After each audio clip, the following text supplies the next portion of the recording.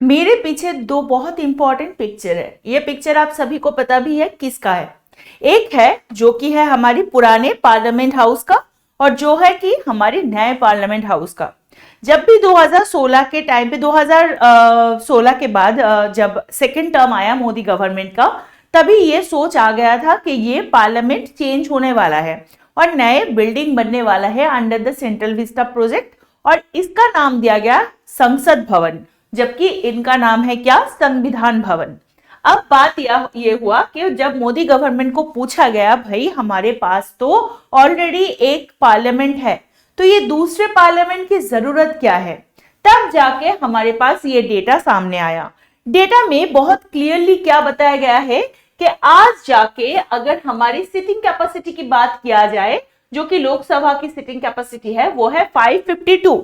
इतने सारे सीट यहाँ पे है, लेकिन अगर हमारे ये सिटिंग कैपेसिटी को बढ़ाया जाता है ड्यू टू द रिप्रेजेंटेटिव्स, जैसे पॉपुलेशन बढ़ता जाएगा उसके हिसाब से रिप्रेजेंटेटिव्स का नंबर भी बढ़ता जाएगा, उसी हिसाब से अगर उसकी कैपेसिटी बढ़ता है तो हमारे पास एमपी के बैठने के लिए जगह नहीं दे सकते। लेकिन फिर जाके क्या कर सकते हैं, हमें वो सिटिंग कैपेसिटी को बढ़ाना होगा। तो जाके बना ये नया प्रोजेक्ट, जो कि सेंट्रल विस्टा के अंदर बना ये नया पार्लियामेंट हाउस, जहां पे सिटिंग कैपेसिटी 552 से बढ़ के हो गए 888 से लेकर 12,072 तक। तो समझ में यही आ रहा है कि ये जो सेंट्रल विस्टा के अंदर ये नया प्रोजेक्ट बनाने की सोच मोदी गवर्नमेंट ने लिया था, डेफिनेटली ये somehow is a very good choice, because अगर ये रिप्रेजेंटेटिव बढ़ने लगे, मतलब मेंबर ऑफ पार्लियामेंट बढ़ने लगे, सॉरी, और जो एमपीज बढ़ने लगे जिसको कहते हैं, तो उनको बिठाने के लिए भी जो जगह होनी चाहिए वो जगह हमारे पास कम होने का कारण हमें ये दिया गया। अब क्वेश्चन आता है, भाई सडनली ये एमपी बढ़ेगा क्यों? क्योंकि आप सभी को मैं बता दूं, दो टाइप की चीज यहाँ पे हमें ध्यान रखनी पड़ेगी। फर्स्ट के अभी हमारा क्या कैपेसिटी है और जाके क्या होने वाला है। जो अभी का सेंसस के हिसाब से जो कैपेसिटी है उसके हिसाब से we have 543 member in the parliament for Lok Sabha. Rajya Sabha की बात मैं नहीं कर रही हूँ, लोकसभा की बात कर रही हूँ। आपको तो पता ही है कि पार्लियामेंट, अगर पार्लियामेंट हाउस की बात करें या पार्लियामेंट ये पूरा इंस्टीट्यूशन की बात करें, तो ये पार्लियामेंट बनता है तीन चीजों से। सबसे पहले होते हैं प्रेसिडेंट, सेकंड होता है अपर हाउस, थर्ड होता है लोअर हाउस। अपर हाउस को बताया जाता है क्या, राज्यसभा, लोअर हाउस को बताया जाता है लोकसभा, और हम बात कर रहे हैं यही लोकसभा के बारे में। यहां तक बात क्लियर हो गया। अब लोकसभा में अगर हम देखेंगे तो देख सकते हैं कि जो प्रोजेक्शन दे रखे हैं तो उसमें 80 सीट अभी मौजूद है, और जो प्रोजेक्शन है ये 2026 के आगे तक के लिए, 2026 के आगे तक के लिए अगर एमपी की नंबर की सीट जो है उसमें कोई चेंजेस किया जाएगा तो वो 91 होएगा और टोटल में 11 लोग बढ़ेगा। ऐसे ही अगर बाकी स्टेट्स में हम देखेंगे तो देख सकते हैं, यहाँ पे अगर हम तमिलनाडु, आंध्र या तेलंगाना की बात करें या केरला की बात करें, कर्नाटका की बात करें, बाकी पंजाब, हिमाचल, उत्तराखंड की बात करें, इन सारे जगह पे एमपी के नंबर कम किया जा रहा है, कहीं पे 8, कहीं पे 2, कहीं पे 1। ये कम करने के पीछे का रीजन क्या है, ताकि वो 545 का जो सीट है वहां पे ज्यादा लोग ना, मतलब वहां पे ज्यादा कैओस ना तैयार हो, वहां पे लोग ठीक ठाक से बैठ सके। इसी वजह से क्या हो रहा है कि ये तमिलनाडु, आंध्र प्रदेश, केरला, ये सारे स्टेट में एमपी का नंबर घटाया जा रहा है। लेकिन अगर हम देखेंगे असल में रिप्रेजेंटेटिव बढ़ना चाहिए या कम होना चाहिए, जाहिर सी बात है डेफिनेटली ये बढ़ना चाहिए। क्यों बढ़ना चाहिए? क्योंकि भाई दिन बे दिन पॉपुलेशन भी बढ़ता जा रहा है, तो पॉपुलेशन अगर बढ़ेगा तो हर पॉपुलेशन के पीछे की रिप्रेजेंटेटिव का नंबर भी बढ़ेगा। ये तो सीधा सीधा हिसाब है। उसी बात पे हम बात करेंगे जब हम यहाँ पे देखेंगे कि अगर 2026 में अगर 2026 की जो सेंसस आएगा उसी के हिसाब से अगर एक मेजरमेंट लिया जाएगा, उसी मेजरमेंट में देखा जा रहा है कि 848, कितना, 848 number of MPs are coming in Lok Sabha. कैसे? क्योंकि यहाँ पे कोई घटाने की बात तो नहीं कर रहा जा रहा है, बस केरला के हिसाब से और अगर हिमाचल के हिसाब से कोई एमपी का नंबर नहीं बढ़ाया गया, बाकी सब में बढ़ाते हुए हमें दिख रहा है कि 300 से ऊपर भी लोग टोटल एड ऑन हो रहे हैं। अब क्वेश्चन ये आता है भाई, सडनली जितने लोग हैं, कितने लोगों के पीछे कितने रिप्रेजेंटेटिव बनेंगे? मतलब 10 लोगों के पीछे 1 लोग बनेंगे ना, 1 लाख लोगों के पीछे 1 लोग बनेंगे? मतलब जिसको आप वोट देकर आप लोकसभा में भेजोगे, उसको सेटअप कैसे किया जाता है? सिर्फ यही नहीं, जैसे कि आपको ये भी पता है कि हमारे अंदर जो रिजर्व कैटेगरी के जो कैंडिडेट्स आते हैं, आपको बहुत सारे लोगों को ये भी पता होगा कि अगर आप अपने इलेक्टोरल जो कागज है, जो आपके जहां पे आपकी वोटर लिस्ट कहा जाता है, अगर वोटर लिस्ट को आप निकालोगे तो कहीं ना कहीं पे आपको दिख जाएगा कि आपके जो कंस्टिट्यूएंसी है उसके ऊपर लिखा है कि this is the scheduled area, है ना, ये लिखा होता है। हिंदी में बताता है तपशीली रीजियन जिसको कहते हैं, तपशीली अंचल जिसको कहते हैं। तो यही जो एरिया, ये बनता कैसे है? सडनली कोई आया और आके बता दिया कि ये एरिया, इसको ही तपशीली कहते हैं या इसको ही रिजर्व कहते हैं, या इसी एरिया से इतने कंस्टिट्यूएंसी के अंदर से इतने लोगों से अंदर से ये लोग सिलेक्टेड होंगे, ये कैसे बनता है? इसी चीज को आज क्लियर करने के लिए हम बात करेंगे, वो की है डिलिमिटेशन कमीशन। ये डिलिमिटेशन कमीशन पढ़ने से पहले मैं आपको जरूर याद दिला दूंगी 2024 को होने वाला है हमारा लोकसभा निर्वाचन। उसके बाद होने वाले हैं बहुत सारे changes in Indian political situation, और वो सारे चेंजेस को अच्छे से जानने के लिए don't forget to join and don't forget to subscribe to Endure Preps के यूट्यूब चैनल को। और हमारे रेगुलर बेसिस जो करंट अफेयर्स का जो पेपर आ रहे हैं, करंट अफेयर्स का, आपको अगर नोट्स चाहिए तो हमारे टेलीग्राम चैनल या बाकी सोशल मीडिया हैंडल पे भी जुड़ना मत भूलिएगा, वहां पे आपको फ्री में पीडीएफ मिल जाएगा। वैसे क्लास के खत्म होने के बाद इस क्लास के नोट्स भी वहां पे आपका अवेलेबल हो जाएगा। तो अब आते हैं फिर से हमारे टॉपिक पे। आज की जो टॉपिक है, इसके अंदर हमें क्या क्या चीज दिमाग में रख के आगे बढ़ना पड़ेगा। अल्टीमेटली हम क्यों पढ़ रहे हैं ये सब? एक तो हमें तो जरूरत है ही जानना, ऊपर से एग्जामिनेशन पर्सपेक्टिव से, या अगर हम बात करें हमारे यूपीएससी हो गया या स्टेट पीसीएस हो गया, उसके मेंस की पेपर लिखने के लिए भी ये बहुत ही इंपॉर्टेंट होने वाला है। तो बेसिकली सबसे पहले आपको तो पता ही चल गया कि we will be considering the most important topic of today, which is called the delimitation commission। और उसके साथ we will be talking about 3 segment के कौन कौन लोग इसमें जुड़ते हैं, ठीक है, रिप्रेजेंटेटिव कैसे बनते हैं जो कि सिस्टम ऑफ गवर्नमेंट होते हैं, और उसके साथ इसके चलते हुए कुछ प्रॉब्लम्स और उसका सोल्यूशन कैसे बन सकता है, इसके बारे में हम चर्चा करेंगे। सबसे पहले आपको बता देती हूँ कि ये जो इलेक्शन है, इलेक्शन में कौन कौन लोग होते हैं। आपको पता ही है कि हमारे पास कैटेगरी वाइज 3 लोग बनते हैं, जैसे कि एक तो बनते हैं कौन, जनरल कैटेगरी, है ना। सेकंड जो कैटेगरी होता है वो होता है एससी, और बाकी होता है एसटी। ये जो कैटेगरी रिजर्व होता है, और आपको पता है कि अभी अभी बातचीत चला है वीमेन रिजर्वेशन देने के लिए भी। That is going to be a biggest change of Indian democracy, और डेमोक्रेटिक गवर्नमेंट बनाने के लिए ये जो कैटेगरिकल डिविजन्स है, इसी पे आज हम चर्चा करेंगे कि एससी और एसटी का ये कैटेगरी। आपको मैं एक क्वेश्चन पूछती हूँ, कमेंट पे आपको जरूर बताना है। एक हिंट दे देती हूँ, जिनके साथ गांधी और बी आर आम्बेडकर का नाम भी जुड़ा है, कि ये जो एससी एसटी रिजर्वेशन है ये कब से चालू हुआ है इंडियन पूरे एडमिनिस्ट्रेटिव सिस्टम में, ये आपको बोलना है। इंडियन एडमिनिस्ट्रेटिव सिस्टम में, मैंने फिर से बोला कि गांधी और बी आर आम्बेडकर का नाम यहाँ पे जुड़े हैं, ये मुझे कमेंट में जरूर बताना। I will be waiting for your comment. फिर आते हैं हम यहाँ पे टॉपिक पे। यहाँ पे मैं आपको बोलने वाली हूँ कि ये जो एससी कैटेगरी के लोग होंगे या एसटी कैटेगरी के लोग होंगे, इसको चुना कैसे जाता है, लेकिन ये इसके साथ डिपेंड करता है कि कैसे हम चूज करेंगे कॉन्स्टिट्यूएंसी, ठीक है। कॉन्स्टिट्यूएंसी मतलब क्या होता है? कॉन्स्टिट्यूएंसी होता है आपकी वो एरिया जहां से इलेक्शन बनता है, इलेक्टोरल एरिया, ठीक है। ये एरिया कहते हैं क्या? कॉन्स्टिट्यूएंसी। पॉलिटी के वर्ड्स में अगर बताएंगे, कंस्टिट्यूएंसी कहते हैं जो कि एक एरिया होता है जिससे इलेक्टोरल रिजल्ट्स आते हैं और एक कंस्टिट्यूएंसी के पीछे एक रिप्रेजेंटेटिव को माना जाता है।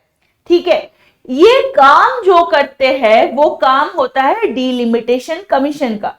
Who are delimitation commission? Basically president of India.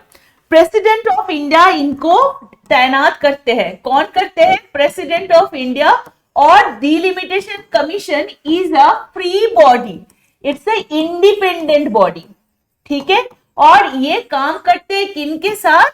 Election commission of India के साथ।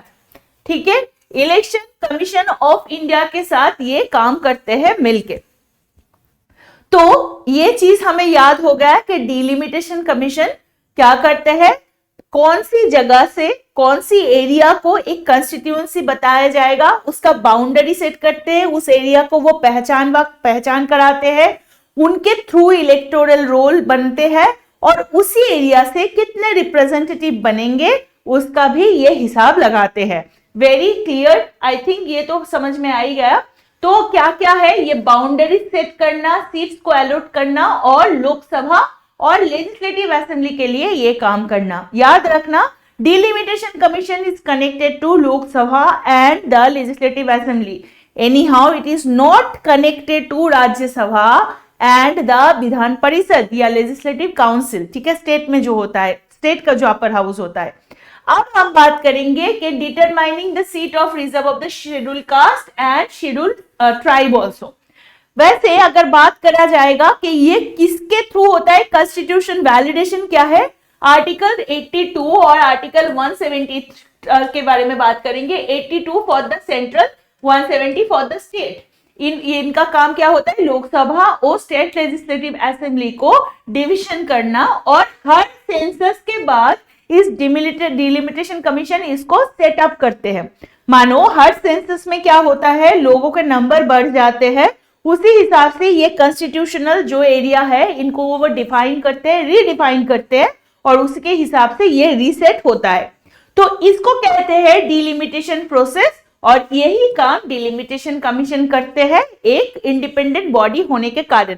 और ऐसे एक्सरसाइज 3 बार किया गया। अब आता है हमारे दिमाग में क्वेश्चन, भाई 1951 में किया गया, 1961 में किया गया, 1971 में किया गया, जस्ट आफ्टर द सेंसस।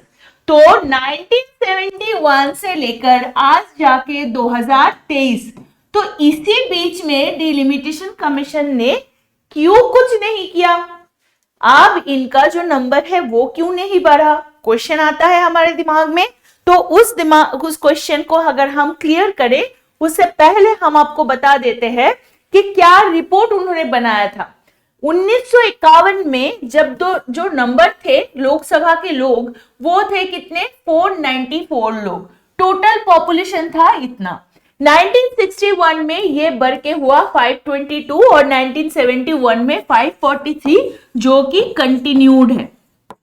ठीक है, अब आपके जो क्वेश्चन दिमाग में आ रहा है तो वो आप पहले ये समझ लो कि अगर देखेंगे कि पर लाख में मतलब हर एक मतलब पर एक seat, 1 seat is been allocated by this lakh of population.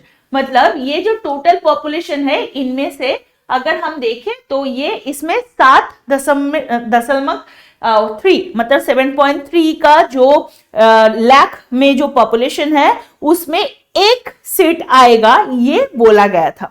फिर 1961 में क्या हुआ? 8.1 लाख पॉपुलेशन में एक सीट बनेगा, ये बताया गया। फिर ये बढ़ के हुआ कितना? अभी हर 10.1 मतलब 10.1 लाख लोगों के अंदर एक रिप्रेजेंटेटिव को बनाया जाता है।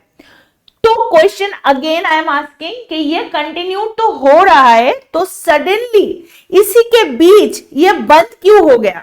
तो आपको बता देती हूँ 42nd अमेंडमेंट एक्ट जो आया था, ठीक है, 42nd अमेंडमेंट एक्ट जो आया था उसमें बताया गया क्लियरली कि ये जो 543 का सीट है इसको फिक्स किया जाएगा टिल 2000, ठीक है, 2000 साल तक ये नंबर को फिक्स किया जाएगा, क्योंकि भाई हमारे पास जगह भी नहीं है बैठने देने के लिए और हमें इतना रिप्रेजेंटेटिव की जरूरत नहीं है। अगर जरूरत होगा हमारा जो पॉपुलेशन है उसके आधार पर जितने लोगों में से ये जो 10 लाख लोगों में से एक 10 लाख मतलब 10 लाख 10,000 होगा, मतलब 10,000 के आसपास होगा। तो इतने लोगों मतलब मोटा मोटा 10 लाख मान के चलो, 10 लाख लोगों में जो एक इंसान को चूज किया जा रहा है, रिप्रेजेंटेटिव बनाया जा रहा है, वो भारत के प्रेजेंट कंडीशन में परफेक्ट है। इससे ज्यादा नहीं चाहिए 2000 साल तक। फिर जाके 84th अमेंडमेंट आया, उसमें बताया गया कि नहीं 2000 से इसको बढ़ा के 2026 तक किया गया। इसीलिए 2024 का जो इलेक्शन होने वाला है उसके बाद का फर्स्ट सेंसस आने वाला है 2026 को। क्यों आने वाला है? वैसे आने वाला था 2021 में, क्यों 2026 हुआ? थोड़ा सा दिमाग लगाओ। एग्जैक्टली क्योंकि उसी टाइम पे कोविड हुआ था। कोविड होने के कारण हमारे जो सेंसस है वो थोड़ा पीछे चला गया, और पीछे चले जाने के कारण अब 2026 में जाके सेंसस के जब रिपोर्ट आएंगे, टोटल पॉपुलेशन कितना बढ़ गया है, उसी बढ़ाने मतलब कितना पॉपुलेशन बढ़ा है उसी के ऊपर सेट होगा कि कितने रिप्रेजेंटेटिव बनने वाले हैं। और डिलिमिटेशन कमीशन चेंज करने वाले हैं या रीएडजस्ट करने वाले हैं क्या? यहाँ के जो टेरिटोरियल जो कॉन्स्टिट्यूएंसी है, जो एरियाज है, उसका भी जो सेटअप है। फिर से मैं याद दिला दूं, इसमें प्लीज आप लोग गड़बड़ मत करना, कंफ्यूजन मत क्रिएट करना। एक होता है नॉर्मल स्टेट या डिस्ट्रिक्ट का बाउंड्रीज, हम बात कर रहे हैं कॉन्स्टिट्यूएंसी बाउंड्रीज के बारे में। कॉन्स्टिट्यूएंसी बाउंड्रीज वो बाउंड्रीज होते हैं जिस बाउंड्रीज के अंदर इलेक्शन बनाया जाता है। मतलब आप मानो बिहार से हो, तो बिहार के एक जिले में कितने कंस्टिट्यूएंसी है उसको आपको देखना पड़ेगा। उसी कंस्टिट्यूएंसी के अंदर उसका क्या क्या एरिया होगा, कि कौन कौन सी एरिया लेकर वो कंस्टिट्यूएंसी बन रहा है, ये काम होता है डिलिमिटेशन कमीशन का। बात समझ में आ गया? ठीक है। फिर हम जो बात कर रहे थे कि ये जो नंबर है वो इंक्रीज होके कितना होने वाला है, 543 अब प्रेजेंट है, जाके वो 848 होने वाला है।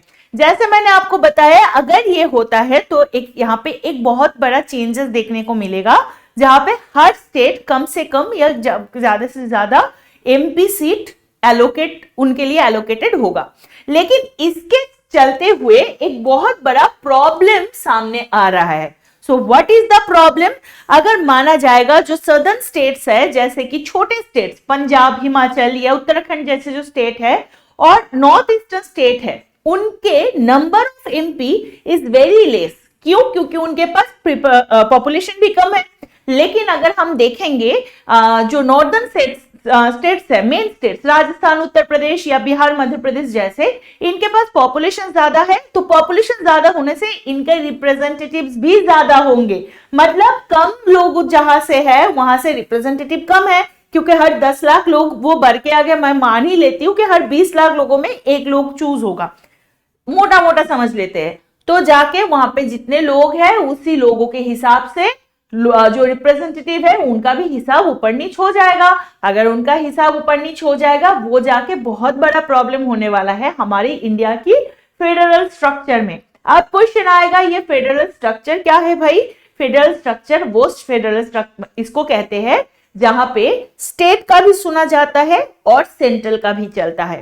स्टेट का अपने पास अपना खुद का मर्जी हो सकता है in the case of making the own legislation, क्योंकि स्टेट को दिया गया है स्टेट लिस्ट। हमारे पास 3 लिस्ट होता है, एक सेंटर का लिस्ट होता है, एक स्टेट का लिस्ट होता है, एक कॉन्करेंट लिस्ट होता है। इसी लिस्ट के ऊपर क्या किया जाता है? लॉज बनाया जाता है।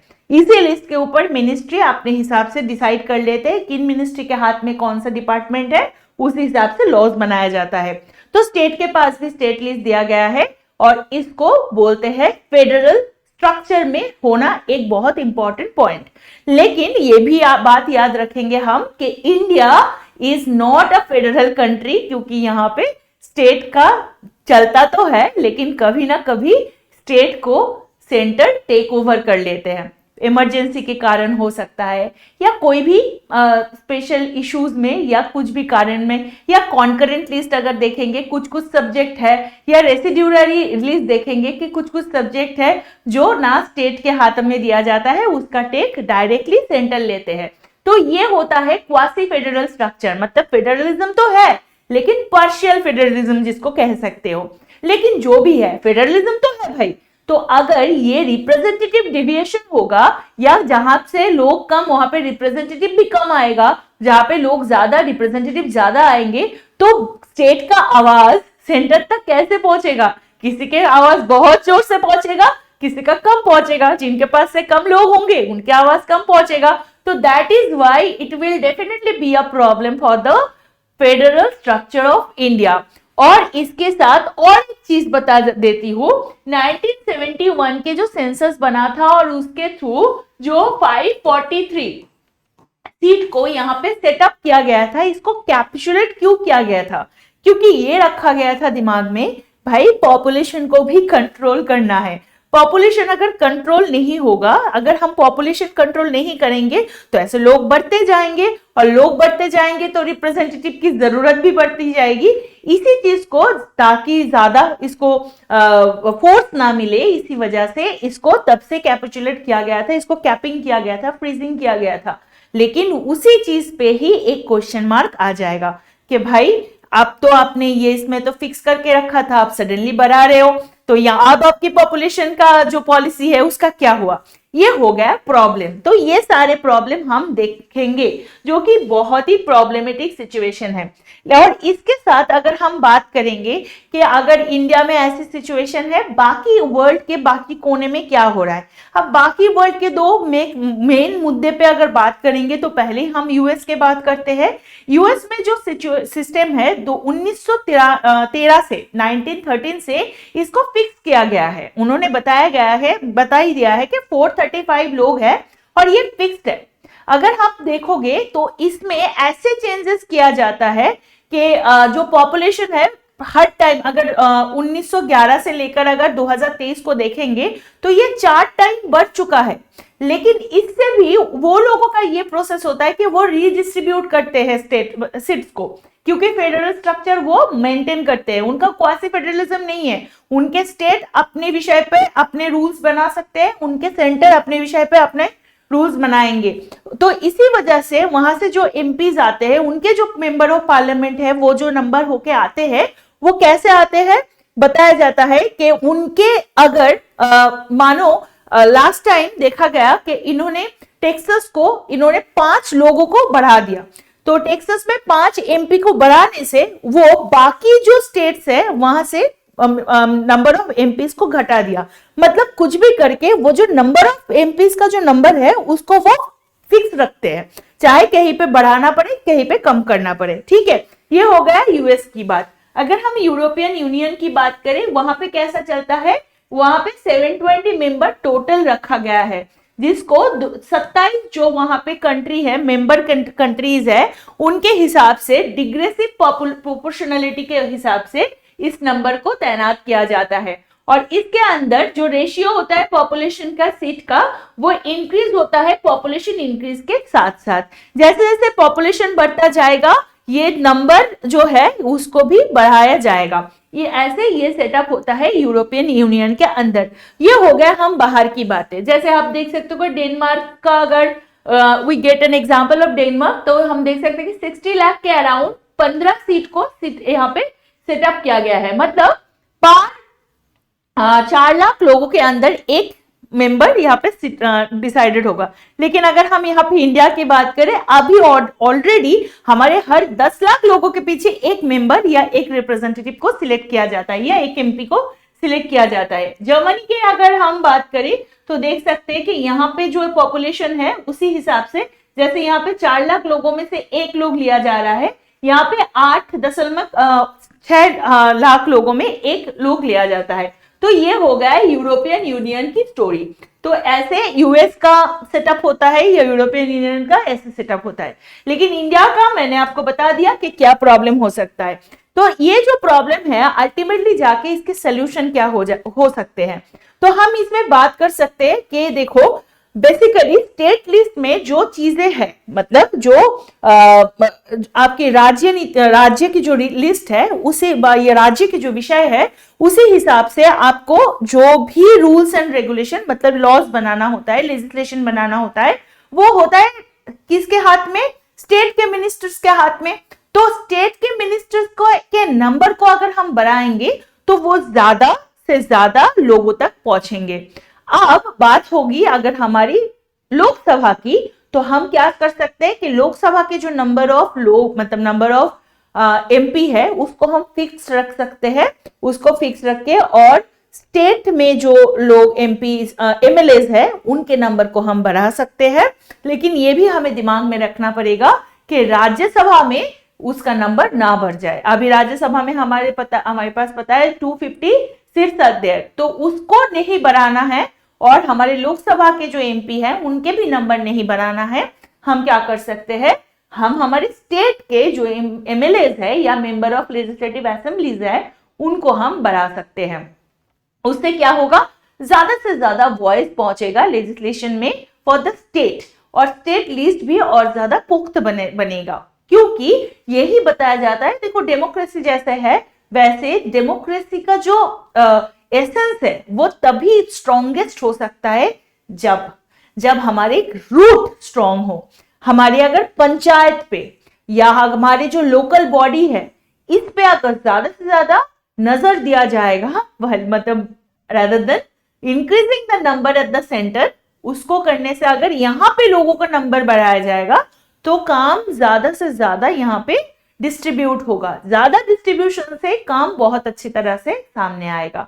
और आप भी मुझे बताना इस सेशन के दौरान कि आपको क्या लगता है कि ये जो नंबर ऑफ रिप्रेजेंटेटिव या एमपी का नंबर बढ़ाना क्या ये ठीक है, और आपको क्या लगता है कि डेलिमिटेशन कमीशन का काम और कैसे अच्छा हो सकता है। आई एम नॉट आस्किंग कि काम क्या है, डिलिमिटेशन कमीशन कंस्टिट्यूएंसी की बॉर्डर को सेट तो करते ही है, इलेक्शन कमीशन के साथ काम करते हैं, और रिप्रेजेंटेटिव ऑफ पीपल को भी चूज करते हैं कौन सी ट्राइब से, कौन सी कास्ट से, मतलब शेड्यूल ट्राइब या शेड्यूल कास्ट से कितने लोग आएंगे, उसके जैसे नंबर ये लोग सेट करते हैं। उसके साथ आप मुझे जरूर बताना आपको क्या लगता है कि और क्या क्या इनके काम में ऐड होगा, तो हमारी डेमोक्रेसी के लिए बहुत अच्छा होने वाला है। तो आज के सेशन यहाँ तक, और हाँ यहाँ तक अगर आप आ ही गए हो तो don't forget to join our Telegram channel, और don't forget to join our other social media handle, जैसे कि फेसबुक में हम अवेलेबल है, इंस्टाग्राम पे, ट्विटर पे, एंड ऑल्सो हमारे ऐप भी लॉन्च हो चुका है, उसको भी डाउनलोड कर लो to get updated study materials for a regular base. Bye bye, take care. और मैं आशा करूंगी कि आप लोग बहुत अच्छे से रहेंगे, सुस्त रहेंगे, और आपसे मैं जरूर मिलूंगी बहुत जल्दी। एंड जय हिंद।